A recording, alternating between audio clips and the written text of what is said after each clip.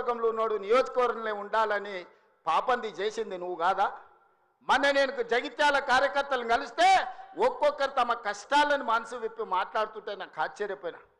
గాంధీ భవన్ చూసి ఒక నాయకుడు చాలా సంవత్సరాల తర్వాత మెట్రోలో పోతుంటే గాంధీ భవన్ కనిపిస్తే ఆనందంతో కన్నీళ్లు గారిని ఆనంద బాష్పాలు గార్చిన మెట్రోలో నన్ను ఇట్లా గాంధీ భవన్ చూసిన మా నాయకుడు ఎన్నో నన్ను గాంధీ భవన్కు తీసుకుపోలేదని చెప్తుంటే నాకు నిజంగా మనసులో కలుక్కుమన్నది. ఇట్లాంటి కర్కోటకులైన నాయకులు ఉంటారా అని.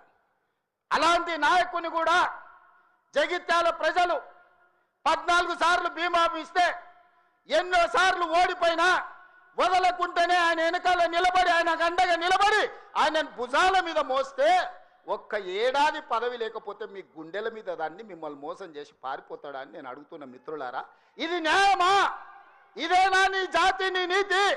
ఈ వయసులో నువ్వు 40 ఏళ్ళు నీ జెండా మోసి నిన్ను మోసిన కార్యకర్తల గుండెల మీద దాన్ని మోసం చేసి శత్రువు సంతను చేరుతావా? శత్రువు సంకలు చేరి ప్రజాపాలన పోవాలంటావా? ఇట్లాంటోడు పెడితే పెళ్లి కోరుకున్నాడంట, పెట్టకపోతే సావు కోరుకున్నాడంట. ఇంతకంటే ఉదాహరణ ఇంకేమన్నా ఉందా? నేను అడుగుతున్న పెద్ద మనిషిని, ఈ ప్రజాపాలన ఎందుకు పోవాలి? 10,000 కోట్ల రూపాయల ఆడబిడ్డలకు మహాలక్ష్మి పథకం ద్వారా ఆర్టీసీలో ఉచితంగా అమ్మవారిని దర్శించుకోవాలన్నా, అమ్మగారి ఇంటికి పోవాలన్నా, మా అక్కలందరినీ ఆర్టీసీలో ఉచితంగా ప్రయాణం ఇచ్చినందుకు ప్రజాపాలన పోవాలన్నా? తెలంగాణ ఉద్యమంలో సమిధలైన శ్రీకాంతాచారి, వేణుగోపాల్ రెడ్డి, ఈశాన్ రెడ్డి కానిస్టేబుల్ కిష్టయ్య ఆదర్శంగా మొదటి సంవత్సరంలోనే 70,000 ప్రభుత్వ ఉద్యోగాలు ఇచ్చి గ్రూప్ 1, గ్రూప్ 2, గ్రూప్ 3, గ్రూప్ 4 డాక్టర్లను, ఇంజనీర్లను 70,000 ప్రభుత్వ ఉద్యోగాలు ఇచ్చినందుకు ఈ ప్రజాపాలన పోవాలనా? ఆనాడు ఒరేస్తే ఉరేసుకున్నట్టే అని మాట్లాడిన నువ్వు నీ ఫామ్ హౌస్లో 150 ఎకరాలలో ఒరేసుకొని 4,200 రూపాయల క్వింటాలు అమ్ముకొని నువ్వుంటే, రైతులు ఆత్మహత్యలు చేసుకుంటుంటే 8,000 కొనుగోలు కేంద్రాలను తెరిచి ఉత్తమ్ కుమార్ రెడ్డి గారు 2,58,00,000 మెట్రిక్ టన్నులు ప్రతి సంవత్సరం ఒడ్లు కొన్నందుకు ప్రజాపాలన పోవాలనా? సన్నబియ్యం, సన్న ఒడ్లు వండించి సంటి పిల్లలకు సన్నబియ్యం తినిపిస్తున్నందుకు ప్రజాపాలన పోవాలనా? 3,15,00,000 17 లక్షల మంది ఈరోజు సన్నబియ్యం తింటున్నందుకు ప్రజాపాలన పోవాలనా?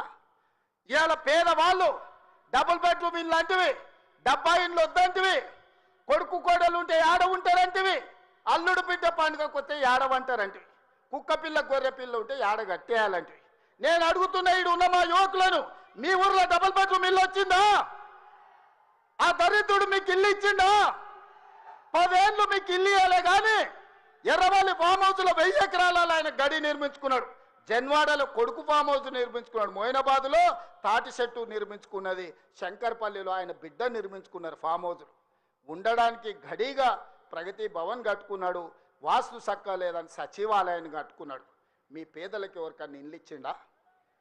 సంవత్సరానికి 2 లక్షల ఇల్లు ఇచ్చుంటే కూడా పేదలకు ఈ 10 ఏళ్లలో 20 లక్షల మంది పేదలు ఈరోజు ఇల్లు కట్టుకునేటోళ్ళు కదా.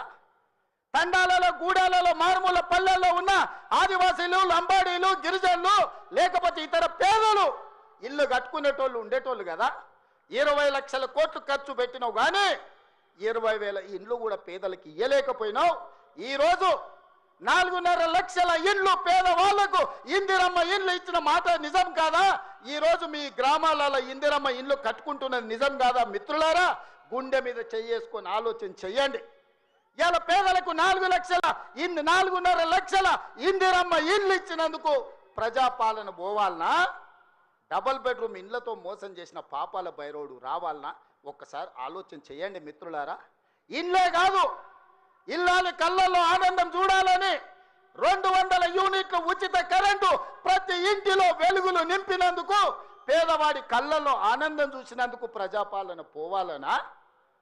ఇవాళ అదే కాదు, మహాలక్ష్మి పథకం ద్వారా ఆడబిడ్డలకు బస్సు ప్రయాణం ఇచ్చినందుకు ఈరోజు ప్రజాపాలన పోవాలనా అని నేను అడుగుతున్న మిత్రులారా. మీరు ఒక్కసారి ఆలోచన చేయండి. ఇల్లు ఇస్తమే, ఇంట్లో కరెంట్ ఇస్తమే, 500 రూపాయలకు సిలిండర్ ఇస్తమే, సన్న బియ్యం ఇచ్చి కడుపు నిండా బువ్వ పెడితే ఇందుకోసం ఈరోజు ప్రజాపాలన పోవాలనా? అంటే ఈ ప్రభుత్వాలు ధరల కూడిగం చేయాలి, గడీల ముందల బానిస బతకాలనా అని నేను అడుగుతున్నా. ఇవాళ ఈ ప్రభుత్వం 70,000 ఉద్యోగాలు ఇచ్చింది, 21,000 కోట్ల రైతు రుణమాఫీ చేసింది. ఈ ప్రభుత్వం 28 నెలలలో రైతులకు 1,50,000 కోట్ల రూపాయలు ఖర్చు చేసిన మాట నిజం కాదా? ఆనాడు మా అక్కలీడు ఉన్నారు, పాలపిట్టల లెక్క బతుకమ్మ చీరలు ఇచ్చితే ఏం చేసిండ్రక్క? పొలాల కాడ పిట్టలను బెదరగొట్టడానికి గట్టి రావునా? ఎన్నడన్నా ఈ తెలంగాణలో ఏ ఆడబిడ్డ అన్నా బతుకమ్మ చీరలు కట్టుకున్నారా? ఎన్నడన్నా పండుగ చేసుకున్నారా? నేను ఇవాళ మా అక్కల్ని అడుగుతున్నా, ఇందరమ్మ చీరలు మా సీతక్క మీకు పంచుతే ఈరోజు వేలాది మంది పాలపిట్టలక్క చీరలు కట్టుకొని మా తమ్ముడు వచ్చిండు, మాకు చీర పెట్టిండు, మాకు సారె పెట్టిండు, మా తమ్ముడిని ఆశీర్వదించాలని ఇవాళ వేలాది మంది మా అక్కల ఆత్మగౌరవంతో కట్టుకురు. ఈ పక్కలు ఉన్న మా సోదరులు, అమ్మో మా ఆవిడ కూడా మంచిగా అందంగా ఉందే ఏందో అనుకున్నా అని పాలపిట్ట చీరల భార్యను చూసి సంతోషపడుతురు. ఇవాళ 1 కోటి మంది ఆడబిడ్డలకు 1 కోటి చీరలు ఇచ్చినందుకు, ఇందిరమ్మ చీరలు ఇచ్చి వాళ్ళ కళ్ళల్లో ఆనందం చూసినందుకు ఇవాళ మేము దిగిపోవాలనా? 67 లక్షల స్వయం సహాయక సంఘాలకు మా సీతక్క 57,000 కోట్ల రూపాయల బ్యాంకు లింకేజ్ ఇచ్చినందుకు, ఆడబిడ్డల్ని శ్రీమంతులను చేసినందుకు మేము దిగిపోవాలనా? 1 కోటి ఆడబిడ్డల్ని కోటీశ్వరులను చేయాలనే లక్ష్యం పెట్టుకున్నందుకు ఈరోజు ప్రజాపాలన పోవాలనా? నేను అడగదలుచుకున్న ఇవాళ ప్రజాపాలన పోవాలి, పాపాల భైరవుడు రావాలి అనేటువంటి నేను ఈ వేదిక మీద నుంచి నిలదీయదలుచుకున్నా. నీకు సిగ్గు శరము ఏమైనా ఉన్నదా ఈ మాట మాట్లాడడానికని? నీకు పదవి రాకపోతే ప్రజాపాలన పోవాలనా? ఇవాళ రైతులను పొట్టన పెట్టుకొని ఈ పాపాల భైరవుడు చేసిన పాపాలు మీకు తెలియదా? ఈరోజు ఎన్ని పథకాలు ఏమేమి ఉన్నాయో నేను చెప్పితే రామాయణం అంతా రాసుకుంటే భారతం అంతా అయితే పథకాల గురించి మీకు అందరికీ తెలుసు. నిరుద్యోగ యువకుల గురించి కానీ, విద్యార్థుల గురించి కానీ, ఉద్యమకారుల గురించి కానీ, మహిళల గురించి కానీ, మైనారిటీల గురించి కానీ, రైతుల గురించి కానీ, ఈరోజు దళితులు, గిరిజనులు, ఆదివాసుల గురించి కానీ ప్రభుత్వం అమలు చేస్తున్న పథకాలు మీకు తెలియదా? అంతెందుకు ఈ ప్రాంతంలో ఉండే సమ్మక్క సారలమ్మ జాతరకు ఎన్నడన్నా సమ్మక్క సారలమ్మ దర్శించుకోవడానికి ఎన్నడన్నా కేసీఆర్ వచ్చిన ఆడే? 2 ఏళ్లలో 100 కోట్లు పెట్టి సమ్మక్క సారలమ్మ మందిరాన్ని ప్రపంచానికి ఆదర్శంగా నిర్మించినందుకు మేము దిగిపోవాలనా? పేదల దైవాన్ని గౌరవించినందుకు మేము దిగిపోవాలనా? వేములవాడ రాజన్నకు నా లగ్గం ఈయనే అయింది, నా లగ్గం అయినందుకన్నా 100 కోట్లు ఇస్తా అన్నాడు. ఒక్క బుడ్డ రూపాయి కూడా ఇవ్వకపోతే మా ఆది శ్రీనివాస్ వస్తే 127 కోట్లు ఇచ్చి ఈరోజు వేములవాడ రాజన్న మందిరాన్ని నిర్మిస్తున్నాం. అందుకోసం ప్రజాపాలన పోవాలనా? బాసర సరస్వతి విజ్ఞాన జ్యోతి బాసర సరస్వతిని 100 కోట్ల రూపాయలతో బాగు చేస్తున్నందుకు ప్రజాపాలన దిగిపోవాలనా? ఇవాళ చిన్న కాళేశ్వరంలో కాళేశ్వరం ముక్తేశ్వర మందిరాన్ని ప్రారంభించుకుంటున్నందుకు ఈ ప్రభుత్వం దిగిపోవాలనా? సరస్వతి పుష్కరాలను నిర్వహించుకున్నందుకు పోవాలనా? భద్రాచలంలో రాములవారి గుడిని నిర్మించుకుంటున్నందుకు ఈరోజు ప్రజాపాలన దిగిపోవాలనా? బాసర నుంచి భద్రాచలం వరకు గోదావరి పుష్కరాలను గొప్పగా నిర్మించుకోవాలి, గొప్పగా జరుపుకోవాలి, దేశంలో ఉండే భక్తులందరూ రావాలని ఏర్పాట్లు చేసుకున్నందుకు ఈరోజు ప్రజాపాలన పోవాలనా? దేనికి పోవాలని నేను అడుగుతున్నా. ఏమొచ్చింది, ఏమయ్యింది? మేడిపల్లి సత్యం, కవంపల్లి సత్యనారాయణ, ఆది శ్రీనివాస్, రాజ్ ఠాకూర్, అదేవిధంగా విజయరమణారావు, అడ్లూరి లక్ష్మణ్, పొన్నం ప్రభాకర్, శ్రీధర్ అయితే ఎన్నోసార్లు గెలిచిండ్రు. వీళ్ళందరూ మొదటిసారి ఎమ్మెల్యేలు గెలిస్తే ఇంత పొడుగు అంత పొడుగు అంటివి, లావుమని అడగడు లడాయిపోతే వెనకాల 3 నూకుడు మనగాళ్ళు అంటివి. వాళ్ళతో పాటు నీకు టికెట్ ఇస్తమే, సొమ్ములు ఇస్తమే. నీ నెత్తి మీద దరిద్రం ఉండి నీ బుద్ధి సక్కలేక జగిత్యాల ప్రజలు బండకేసి కొడితే అది మా తప్ప? ఎమ్మెల్యేలకు బండకేసి కొడితే ఎంబడే ఎంపీ టికెట్ ఇస్తే బొంద పెట్టిరు వాళ్ళు, అది మా తప్ప? పార్టీ తప్ప? ఏం తక్కువ చేసింది నీకు పార్టీ? ఒక్క ఏడాది నిన్ను నమ్ముకున్న కార్యకర్తల కోసం ఓపిక పట్టవా? అలాంటి నువ్వు దుర్మార్గుడు శత్రు సంకలు చేరి వాళ్ళ సంక నాక్కుంటూ ఇవాళ ప్రజాపాలన పోవాలి అని అంటవా నువ్వు? ఇదా నీ బుద్ధి, నీ నీతి? నేను ఇవాళ ఈ వేదిక మీద నుంచి పాపాల భైరవుడు ఎందుకు రావాలనో రావాలన్నా నేను అడగదలుచుకున్నా. నేరెళ్ల దళితులను ఇసుక లారీల కింద తొక్కించినందుకు పాపాల భైరవుడు రావాలా? ఖమ్మం జిల్లాలో గిట్టుబాటు ధర అడిగిన గిరిజన బిడ్డలకు బేడీలు వేసి నడి బజార్లో నడిపించినందుకు పాపాల భైరవుడు అధికారంలోకి రావాలనా? గ్రూప్ 1 పరీక్షలలో పరీక్షా పత్రాలను జిరాక్స్ సెంటర్లలో పల్లి బఠానీలలా కమ్మి లక్షలాది మంది నిరుద్యోగ యువకుల ఉసురు కొట్టుకున్నందుకు పాపాల భైరవుడు రావాలనా? పండించిన పంట కొనుగోలు చేయక ఒరేసుకుంటే ఉరేసుకున్నట్టే అన్న పాపాల భైరవుడు ఇవాళ రావాలనా? దేనికోసం పాపాల భైరవుడు రావాలని నేను అడుగుతున్నా. 1,00,000 కోట్లు, 1,00,000 అంటే 1,00,000.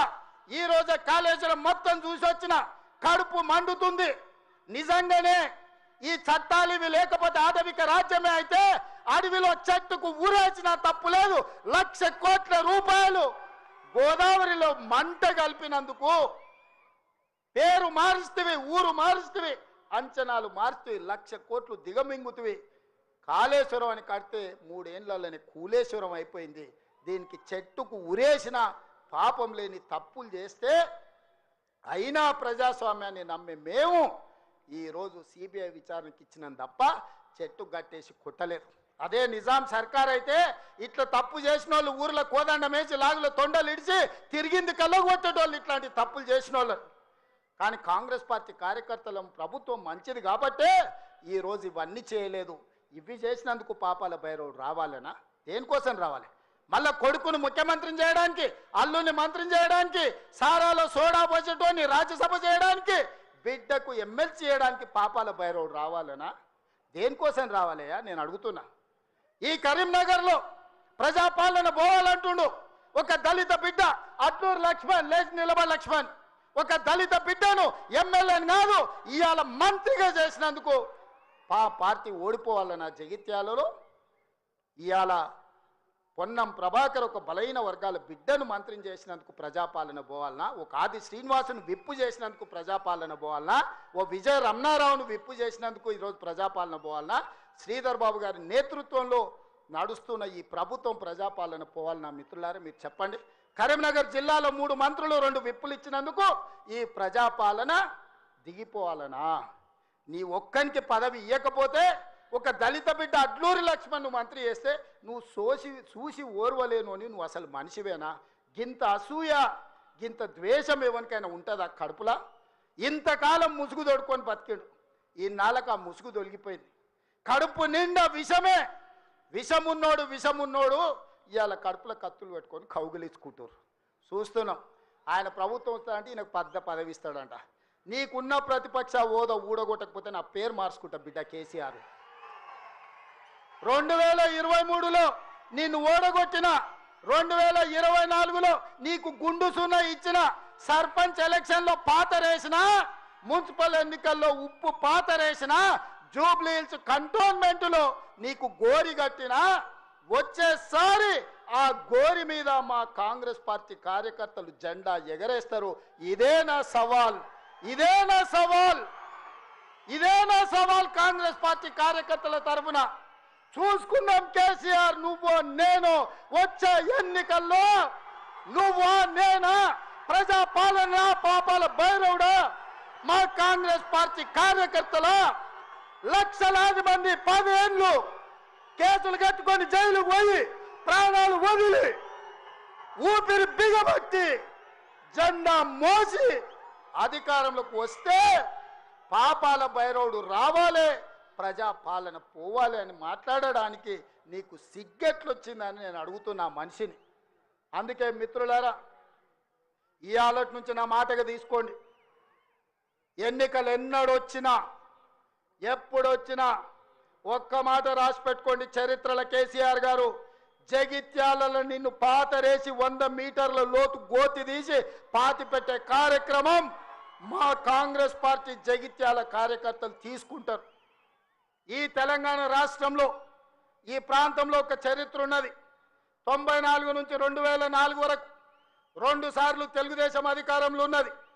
2004 నుంచి 2014 వరకు 2 సార్లు వైఎస్ఆర్ నాయకత్వంలో అధికారంలో ఉన్నది. 2014 నుంచి 2024 వరకు 2 సార్లు కేసీఆర్ నాయకత్వంలో ప్రభుత్వం ఉన్నది. 2024 నుంచి 2034 వరకు నేను మా మిత్రుడు మహేష్ గౌడ్ గారి నాయకత్వంలో ప్రజాపాలన ఉంటుంది. ఆనాడు వైఎస్ఆర్ డిఎస్ ఏ విధంగా అయితే 2 సార్లు పార్టీని అధికారంలోకి తెచ్చిండ్రో మళ్ళీ ఈరోజు చెప్తున్నా, అదే వైఎస్ఆర్ డిఎస్ నాయకత్వంలో ఎట్లయితే అధికారంలోకి వచ్చినామో ఈనాడు నేను మా మిత్రుడు మహేష్ గౌడ్ 2సార్లు అధికారంలోకి తీసుకొస్తాము, ప్రజాపాలనను ప్రజలకు అందిస్తామని చెప్పి నేను ఈ వేదిక మీద నుంచి చెప్పదలుచుకున్నా. చరిత్ర పునరావృతం చేసే బాధ్యత మాది, చరిత్ర నిర్మించే బాధ్యత నాది, చరిత్రలో సువర్ణ అక్షరాలతోని లిఖించే విధంగా ప్రజా పాలన అందించే బాధ్యత మాది. ప్రభుత్వ ఉద్యోగాలు ప్రైవేటు ఉద్యోగాలే కాదు, హైదరాబాదు నగరాన్ని మహానగరంగా నిర్మించుకునే బాధ్యత మాది. కూలిపోయిన కూలేశ్వరాన్ని చక్కగా చేసుకొని మళ్ళీ నీళ్ళు అందించుకునే బాధ్యత మనది. పాలమూరు రంగారెడ్డి ఎత్తిపోతలు కావచ్చు, జూరాలు కావచ్చు, భీమా కావచ్చు, నెట్టంపాడు కావచ్చు, కోయిల్సాగర్ కావచ్చు, శ్రీరామ్ సాగర్ కావచ్చు, దేవాదులు కావచ్చు, సీతారామ ప్రాజెక్టు కావచ్చు, కాళేశ్వరం ప్రాజెక్టు కావచ్చు, మా మిత్రుడు చెప్పిన చిన్న కాళేశ్వరాన్ని పూర్తి చేపించే బాధ్యత నాది. మిత్రులారా, మీకు అండగా నిలబడి మీరు అండగా ఉండండి, నాతో పాటు నడవండి. ఎవడు వచ్చినా తొక్కుకుంటబోయే బాధ్యత మనం తీసుకుందాం. ఈ దేశంలోనే నేను చెప్పదలుచుకున్నా, ఈ దేశంలోనే అత్యధిక మెజార్టీతోని రాష్ట్ర ప్రభుత్వాన్ని ఏర్పాటు చేయడమే కాదు, వచ్చేసారి తెలంగాణలో 15 పార్లమెంటులను గెలిపించి రాహుల్ గాంధీని ప్రధానమంత్రిని చేసే బాధ్యత నాది, మీది. ఈరోజు ప్రతిన బూనుదాం, రాహుల్ గాంధీని ప్రధానమంత్రిని చేద్దాం. మీరందరూ సిద్ధమేనా? సిద్ధమేనా? సిద్ధమేనా? సిద్ధమేనా? అక్కడున్న వేలాది మంది సోదరులు సిద్ధమేనా? సిద్ధమేనా? సిద్ధం అన్నోళ్ళందరూ చేయి పైకెత్తి పిడికిలు బిగించండి. వేదిక మీద ఉన్న సోదరులు కూడా, నాయకులందరూ నిలబడి చేతులు ఎత్తండి, మీరందరూ నిలబడి చేతులు ఎత్తండి. జై కాంగ్రెస్, జై జై కాంగ్రెస్. రాహుల్ గాంధీ నాయకత్వం, రాహుల్ గాంధీ నాయకత్వం. సంపూర్ణమైన విశ్వాసం వచ్చింది మిత్రులారా. ప్రజాపాలన ఔర్ ఏక్ బార్ కాంగ్రెస్ సర్కార్ అనాలి, సరేనా? ఔర్ ఏక్ బార్ నేనంటే కాంగ్రెస్ సర్కార్ అని మీరు అనాలి. రెడీనా? రెడీనా? ఔర్ ఏక్ బార్, ఔర్ ఏక్ బార్, ఔర్ ఏక్ బార్, ఔర్ ఏక్ బార్, ఔర్ ఏక్ బార్, ఔర్ ఏక్ బార్. కాంగ్రెస్ సర్కార్, కాంగ్రెస్ సర్కార్, కాంగ్రెస్ సర్కార్. ఔర్ ఏక్ బార్, ఔర్ ఏక్ బార్. కాంగ్రెస్ సర్కార్, కాంగ్రెస్ సర్కార్. జై కాంగ్రెస్.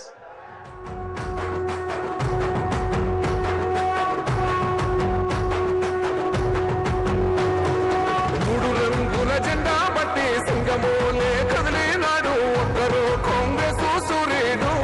మన రేవంత్ అన్నా నిగ్గదీసి అడిగే మునగాడు. వీడు భూమిన వానైతాడు, బీద సాదల ధైర్యం వీడు, దొంగ దొరల భరతం పడతాడు. మన రేవంత్ అన్నా పేద ఇంటికి పండుగ రావాల్సిందిగా తోటి ఒక్కరు కాంగ్రెస్ సూర్యుడు. మన రేవంత్ అన్నా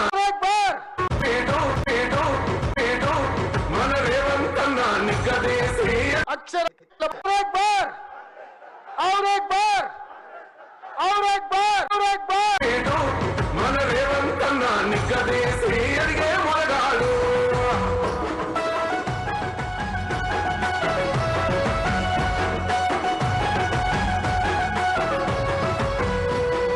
దాడులెన్ని జరిగిన గాని దడువలే.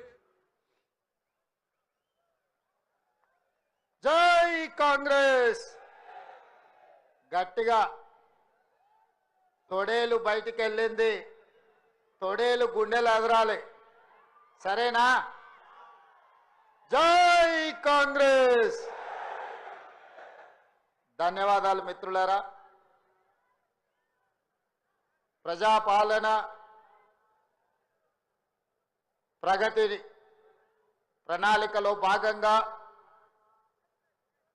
మిత్రులు, సహచర మంత్రివర్గ సభ్యులు, మీ అభిమాన నాయకులు ఈ ప్రాంతానికి 3వ తరం ప్రజాప్రతినిధిగా దేశంలోనే కీర్తిని గడించిన పివి నరసింహారావు గారు, ఆ తర్వాత కీర్తి శేషులు